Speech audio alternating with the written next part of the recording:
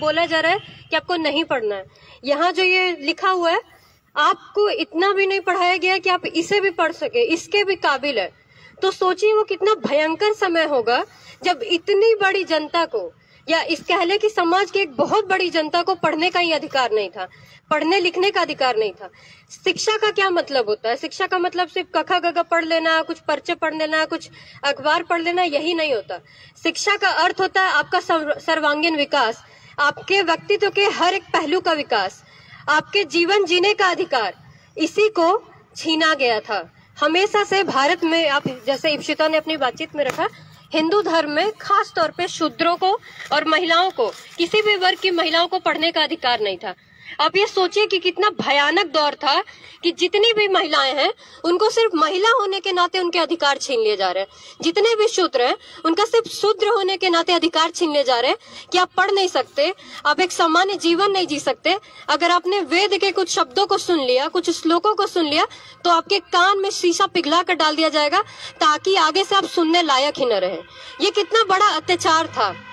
इसी समाज में सावित्रीबाई फुले और फातिमा शेख ने ये जो व्यवस्था चल रही थी इसको सवाल उठाया, इस पर सवाल किया कि आखिर ऐसा क्यों है कि महिलाओं को, शूद्रों को पढ़ने का अधिकार नहीं, एक बेहतर जीवन जीने का अधिकार नहीं।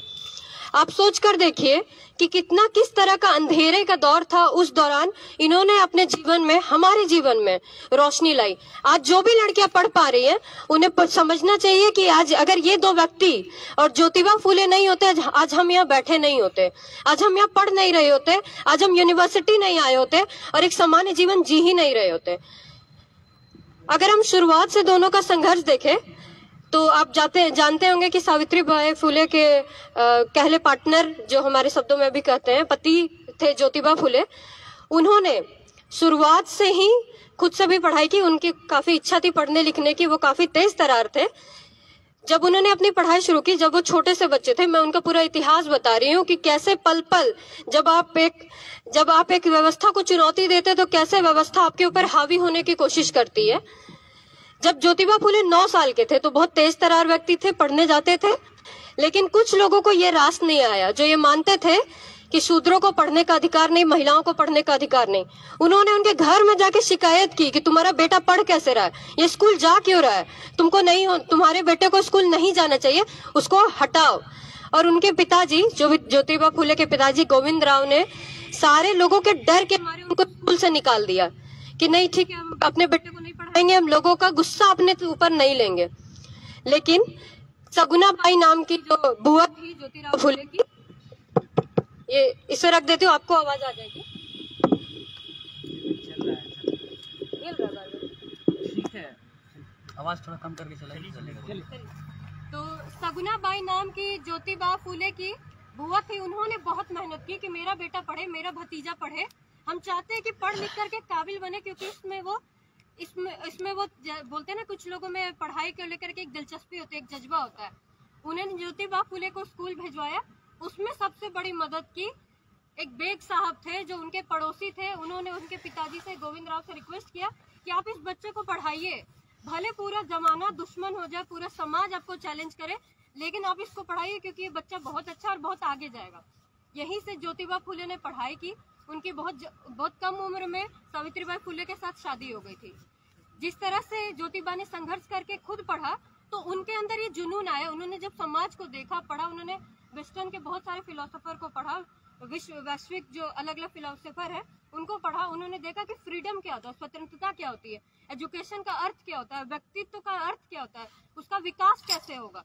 जब उन्होंने ये सब देखा तो अपने भारत के समाज को एनालाइज किया कि ये कितनी बड़ी दुर्दशा है हमारे समाज की, जो एक बहुत बड़ी आबादी, 80% 90% की आबादी, उनको पढ़ने का अधिकार ही नहीं है, उनको कखा गगा जानने का अधिकार नहीं है।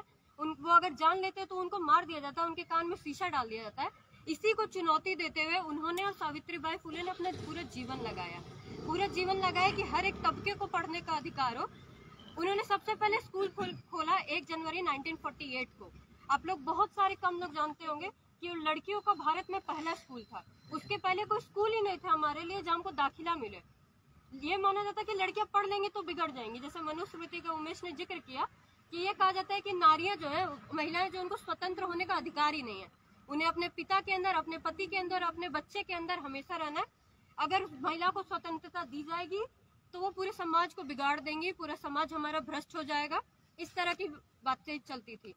जब सावित्रीबाई फुले ने और ज्योतिबा फुले ने एक स्कूल बनाया तो कई लोगों को ये रास नहीं आता। जैसे आज भी आप अपने जीवन में समाज में जो लीक चल रही है, लीक के विपरीत कुछ काम करते हो तो बहुत सारे लोग आसपास के लोग आ जाएंगे, अरे आपका बेटा ऐसा कर रहा है, आपकी बेटी ऐसे कर रही है। उस तरह से ज्योतिबा फुले के ऊपर भी पूरा समाज गुस्सा हो गया और उन्होंने, जो समाज के लोग थे जो अपने आप को धर्म के ठेकेदार मानते, समाज के ठेकेदार मानते, वो आए और ज्योतिबा फुले के घर जाकर के उनके पिताजी को कहा कि आप इस लड़के को घर से निकालिए वरना हम आप लोगों को बर्बाद कर देंगे। मतलब आप सोचिए कि शूद्रों के और महिलाओं के पढ़ने लिखने से मात्र समाज के ठेकेदार, जो धर्म के ठेकेदार है, उनकी सत्ता हिलने लगती है। उन्हें यह बर्दाश्त नहीं होता कि महिला कैसे पढ़ लिख रही है, एक सोचने समझने वाला व्यक्ति कैसे बन जा रही है। खासतौर पर शूद्रों के बारे में भी ये कहें तो ये इतना समाज का दबाव आया कि आखिरकार ज्योतिबा फुले और सावित्रीबाई फुले को उनके पिताजी ने धक्के मार कर निकाल दिया। बिना किसी धन, बिना किसी सामान, जो कपड़े वो पहने थे बस उतनी संपत्ति लेकर के वो घर से निकलते हैं। और उस दौरान किसी ने, पूरे परिवार ने, समुदाय ने, पूरे समाज में किसी ने उनकी मदद नहीं की। किसी ने नहीं कहा कि आओ हमारे यहाँ आप रह लो, क्योंकि आपने समाज को चैलेंज कर दिया, आपने समाज को क्वेश्चन कर दिया, सवाल कर दिया कि हम क्यों नहीं पढ़ सकते। इसके बाद आता है फातिमा शेख, जिनके बारे में आज हम लोग बात कर रहे हैं। फातिमा शेख और उनके भाई उस्मान शेख, उन्होंने जाकर के, एक मुस्लिम समुदाय से दोनों आने वाले लोग थे, उन्होंने जाकर के ज्योतिबा फुले और सावित्रीबाई फुले को शरण दी, बोला आप हमारे यहाँ आइए। उनको पूरी सुख सुविधाएं दी, जो एक दिया जा सकता था, कपड़े दिए, बर्तन दिए और अपना घर दिया। सबसे महत्वपूर्ण बात कि आज के जमाने में आप किसी को सोचो कि अरे अपना अपना घर दे दो, हम ये स्कूल चलाना चाहते हैं, कोई नहीं देगा। तो उस जमाने में फातिमा शेख ने और उस्मान शेख ने दोनों की बहुत मदद की और फातिमा शेख बहुत प्रभावित थी ज्योतिबा फुले से, सावित्रीबाई फुले से, क्योंकि इनका एक कमिटमेंट था, एक इनकी चेतना थी और एक समाज के प्रति एक जो अपने कर्तव्य समझते थे, उसको देखकर फातिमा शेख भी बहुत प्रभावित थी इनसे। उन्होंने भी अपना जीवन इसके लिए लगाया। उस दौरान पैसे की तो कोई मतलब कुछ ज्यादा ही दिक्कत थी, क्योंकि उनको घर से निकाल दिया गया, सावित्रीबाई फुले को और ज्योतिबा फुले को।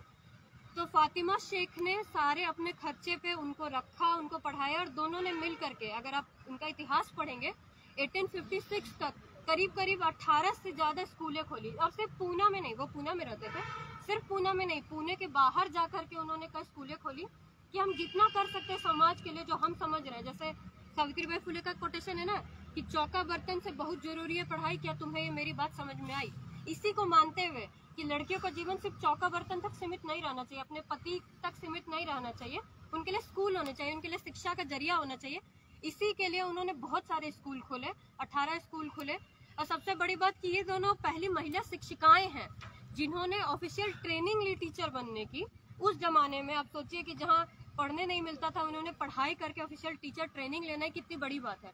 खासतौर पे फातिमा शेख की बात करें, 1911 का सेंसस, भारत के सेंसस यानी जनगणना के अनुसार 1% भी मुस्लिम महिलाएं पढ़ी लिखी नहीं थी। तो जब इनका दौर था 1948 के आसपास, आप सोचिए कि कितना मुश्किल रहा होगा जब अगर इतनी करोड़ आबादी में 1% भी महिलाएं पढ़ी लिखी नहीं है, तो इनके लिए कितना मुश्किल रहा होगा पूरे समाज को, समाज के गुस्से को झेलना और उसे झेलते हुए अपना काम करते जाना। आपको पता होगा, ये बहुत चर्चित एक वाक्य है कि जब फातिमा शेख और सावित्रीबाई फुले पढ़ाने जाते थे तो लोग उनके ऊपर पत्थर फेंकते थे, गोबर फेंकते थे, मिट्टी फेंकते थे। उनपे, महिलाओं पे तो ऐसे भी अगर आप कहीं निकलो तो भद्दे भद्दे कमेंट्स होते हैं, उनपे भी बहुत भद्दे भद्दे कमेंट्स होते थे, ताकि वो उनका हौसला तोड़ सके, उनकी मजबूती तोड़ सके, उनको तोड़ सके, उनके काम को रोक सके।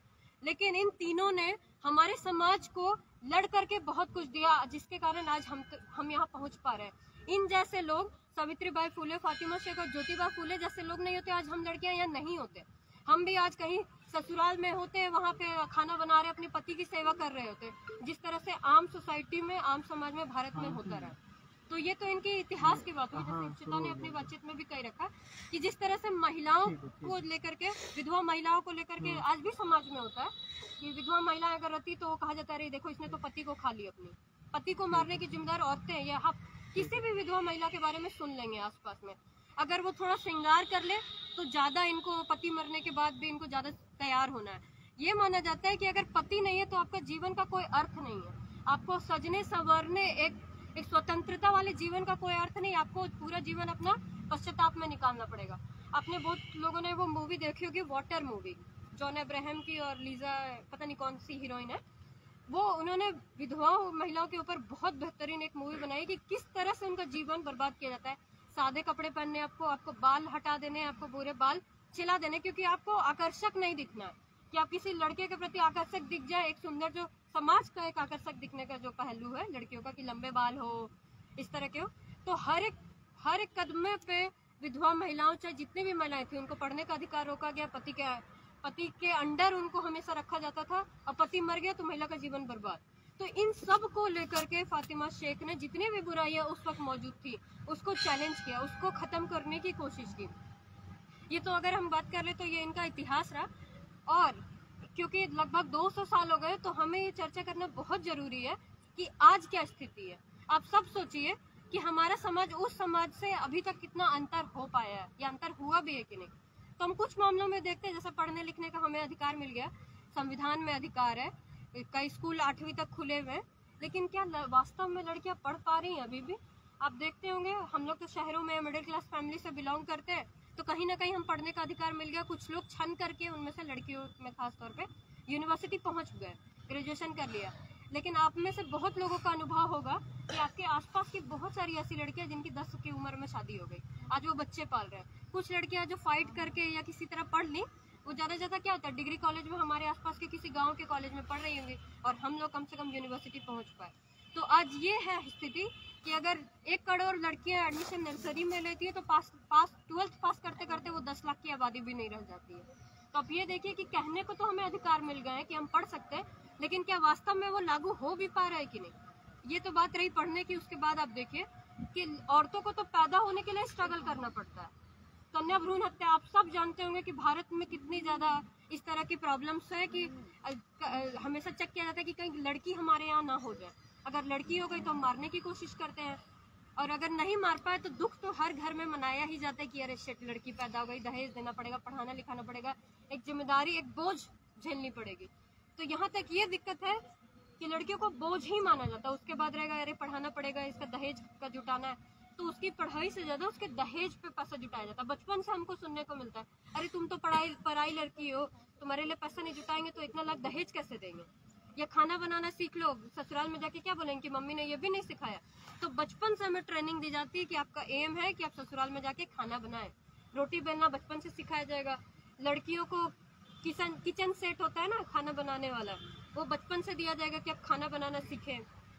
जॉब का आप पढ़ भी लो किसी तरह, गलती से आप बड़े हो गए, आप पैदा हो गए, आपको मारा नहीं गया कन्या भ्रूण हत्या में, आप किसी तरह पैदा हो गए, बड़े हो गए, पढ़ने का आ गया, तो किसी तरह डिग्री कॉलेज में अपने हिंदी या इस तरह के जो सामान्य सब्जेक्ट है उसमें पढ़ाई कर ली। क्योंकि लड़कियों को माना जाता है कि इनको तो दिमाग ही नहीं होता, वे फिजिक्स नहीं पढ़ सकती, मैथ्स नहीं पढ़ सकती, इंजीनियरिंग नहीं कर सकती, मेडिकल नहीं कर सकती है। लड़कियों को माना जाता है कि बस ये नर्सिंग का काम कर सकती है, ये प्राइमरी टीचर बन सकती है। आप देखे होंगे कि लड़कियां, मतलब हमारे समाज में प्राइमरी टीचर जितनी होती है 1 to 5 तक में, ज्यादातर मैक्सिमम महिलाएं होती है। नर्सेज जो होते हैं, कई लोगों को पता ही नहीं होता कि नर्सेज लड़के भी होते हैं।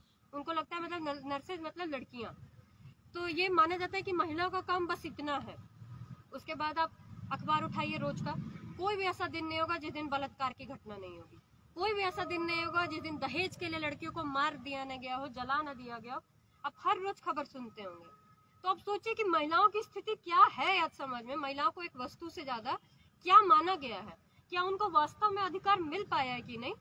क्या वो वास्तव में एक अपना जीवन जी पा रही है कि नहीं? इस पे हमको लगता है कि बहुत गंभीरता से हमको सोचना चाहिए और उस पर काम करना चाहिए। आज जो हमारा विषय है यही कि हम इनका इतिहास तो याद करेंगे ही करेंगे, लेकिन आज को भी तौलेंगे कि हम आज कहाँ पहुंचे और कहाँ पहुंचना बाकी है।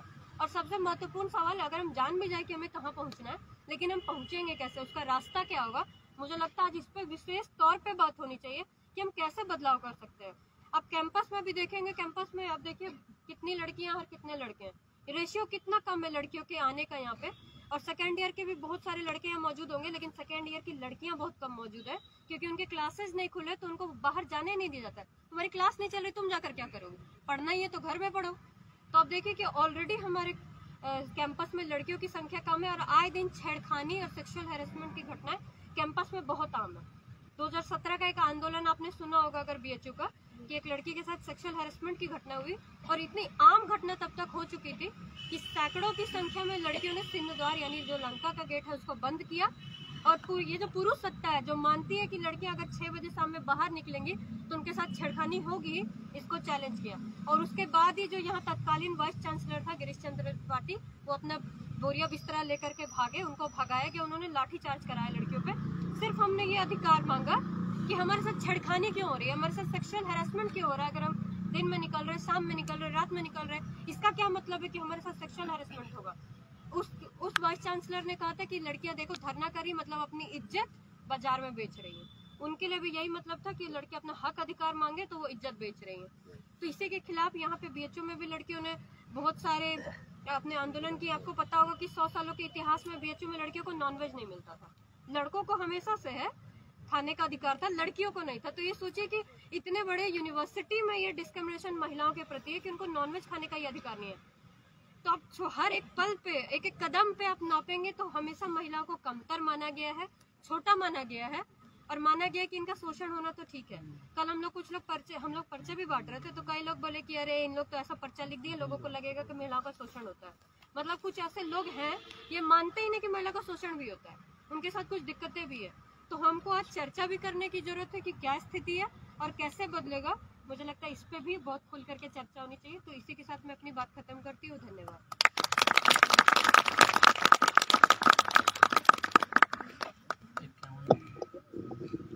धन्यवाद आकांक्षा। बहुत अच्छे से आकांक्षा ने पूरा इतिहास रखा कि किस तरीके से ज्योतिबा और सावित्रीबाई फूले, फातिमा शेख इनका संघर्ष रहा है और आज के दौर में क्या स्थिति है महिलाओं की। जैसा कि आकांक्षा ने बताया कि किस तरीके से मतलब पढ़ाई को लेकर, यहाँ पर आने को लेकर, यूनिवर्सिटी में पहुंचने को लेकर उनको संघर्ष करना पड़ता है। तो हर कदम पर लड़कियों को ये एहसास कराया जाता है कि वो पुरुषों से कमतर है।